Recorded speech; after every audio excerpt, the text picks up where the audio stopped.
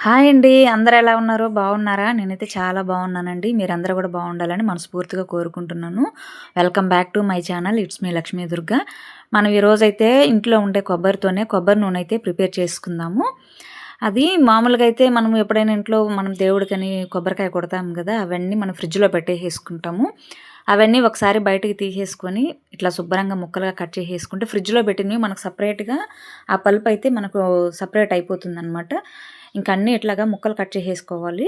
మామూలుగా మీరు పచ్చి కొబ్బరిగానైతే డైరెక్ట్ మిక్సీకి ఏసేసుకోవచ్చండి. అట్లా కాకుండా ఎండు కొబ్బరి కొంచెం ఎండిదంటే మీరు ఒక 1 అవర్ వాటర్‌లో నానబెట్టుకున్నారనంటే మనకు మిక్సీకి వేసుకున్నప్పుడు హార్డ్‌గా లేకుండా స్మూత్‌గా మిక్సీకి వస్తుందనమాట. లేదంటే ఆ బ్లేడ్లంతా విరిగిపోవడం ఏమన్నా జరుగుతది. తర్వాత ఒక 1 అవర్ నానిన తర్వాత మామూలుగా మిక్సీకి అయితే కొద్దిగా వేసేసుకుంటూ ఫుల్‌గా వేయకండి. ఒక సగానికి వేసుకొని ముందు ఒకసారి గ్రైండ్ చేసేసుకోండి. తర్వాత మధ్య మధ్యలో వాటర్ యాడ్ చేసుకుంటూ మనము గ్రైండ్ చేసుకున్నామనంటే స్మూత్ స్ట్రెచర్ వస్తదనమాట. మనం ఫస్టే వాటర్ గాని వేసేసామనుకోండి అది మళ్ళీ మెత్తగా అవ్వడానికి టైం పడుతుంది. అందుకని ముందు ఒకసారి పల్ప్ తిప్పేసేసుకొని తర్వాత కొంచెం కొంచెంగా వాటర్ యాడ్ చేసేసుకుంటూ మెత్తని పేస్ట్ లాగైతే మిక్సీకి వేసేసుకొని ఈ స్ట్రైనర్ సాయంతో మనమైతే ఇప్పుడైతే వడగట్టేసేసుకుందాము. మీరు ఇలా స్ట్రైనర్‌తో అయినా వడగట్టుకోండి. లేదనంటే పల్చటి క్లాత్ ఏదైనా తీసుకొని అలా అయినా వడగట్టుకోండి. నేనైతే ఇలానే చేస్తాను. నాకెందుకో క్లాత్ కంటే ఇలానే తొందరగా బాగా పోతుంది అని అనిపిస్తుంది. నేనైతే ఇలానే చేసేసుకుంటాననమాట. ఇది ఒకసారి మామూలుగా ఒక్కసారి మిక్సీకి వేసేసారనుకోండి, ఇంకా అందులో ఉంటుందనమాట కొబ్బరి ఒక్కసారికే పోదు. ఎందుకంటే మనం వాటర్ కొంచెమే వేస్తాం కాబట్టి, నేను మరలా ఒక్కొక్కసారి ఇలా గట్టిగా పిండుకొని, అది మరలా మిక్సీలో వేసేసుకొని, ఇంకొద్దిగా వాటర్ అయితే యాడ్ చేసేసుకొని, మరలా ఇంకొకసారి కూడా మిక్సీకి అయితే తిప్పుకుంటాననమాట. చూసారా ఎంత వచ్చేసిందో ఇంకొంచెం వాటర్ వేసేసుకొని కొంచెమే వేసుకోండి. చూసుకుంటూ కొద్దిగా వేసేసుకొని ఈ విధంగా మళ్ళీ మిక్సీకి అయితే పట్టుకొని ఇంక మళ్ళీ ఇంకొకసారి అయితే నేను వడకట్టుకుంటున్నాను. మామూలుగా అయితే ఇంక 2 టైమ్స్ అయితే సరిపోతుందండి. చూసారా పాలు ఎంత చిక్కగా వస్తున్నాయో కొబ్బరి పాలు. ఇంకా ఇట్లాగే మన దగ్గర ఎంత కొబ్బరి అయితే ఉంటుందో అది మొత్తము ఇట్లానే మనము మిక్సీకి అయితే వేసేసుకొని కొంచెం కొంచెం వాటర్ వేసేసుకుంటూ తిప్పేసేసుకొని మీకు ఈజీగా ఏ ప్రాసెస్ ఉంటుందో అలానే చేసేసుకోండి. క్లాత్ అయినా ఇలాగైనా చేసేసుకోండి. ఇంక ఫైనల్లీ పాలైతే రెడీ అయిపోయాయి. నేనైతే అవి ఇంకొకసారి మనం టీ వడకట్టుకునేదంతైతే మళ్ళీ ఒకసారి అయితే వడకట్టేసేసుకుంటున్నాను. ఇంకొంచెం ఏదైనా ఉండిందనుకోండి ఆ పల్ప్ కూడా మొత్తం పోతుందనమాట. ఇంకా నేనైతే ఈ స్ట్రైనర్ సాయంతో కూడా వడకట్టేసేసుకుంటున్నాను. చూస్తే ఇంకొంచెం కూడా ఉందనమాట. కొంచెమే వచ్చింది. ఇంకా అది కూడా గట్టిగా పిండేసేసుకొని ఒక డబ్బాలోకైతే వేసేసుకొని ఇది మామూలుగా మనము ఒక ఓవర్ నైట్ అంతా కానీ ఫ్రిడ్జ్‌లో కానీ పెట్టేసేసామనంటే వాటర్ అంతా కిందకి దిగేసి పైనంతా కొబ్బరంతా తేలుతుందనమాట. నేనైతే ఇంక ఇది ఒక నైట్ అంతా ఫ్రిడ్జ్‌లో అయితే పెట్టేసుకుంటున్నాను. మీకు ఇంకొక టిప్ కూడా చెప్తాను.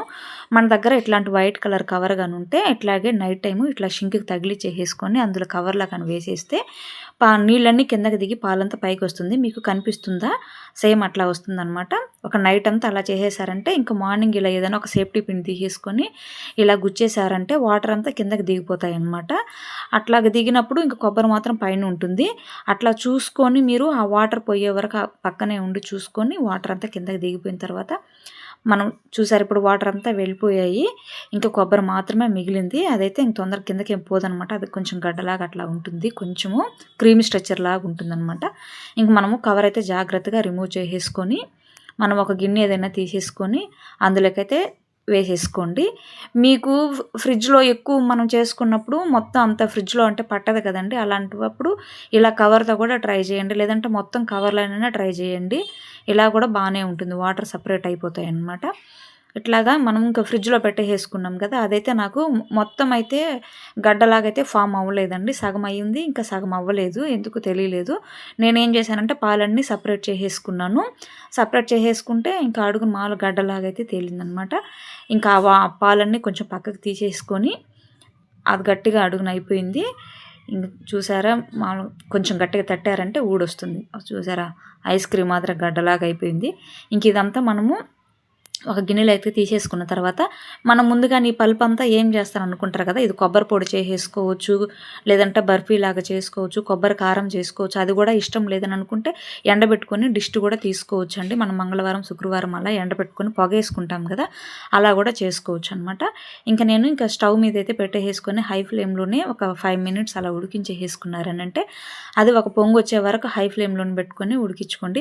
లేదనంటే ఇంక మనకు బాండిలంతా నల్లగా అయిపోతుంది. కానీ ఈజీగా ఈజీగానే అది మొత్తం క్లీన్ చేసుకోవచ్చు, త్వరగానే పోతుంది. అది లేదని అనుకుంటే సిమ్‌లో పెట్టుకొనైనా ప్రాసెస్ చేసుకోవచ్చు అనమాట. మీ కన్వీనియంట్‌ని బట్టి చేసేసుకోండి.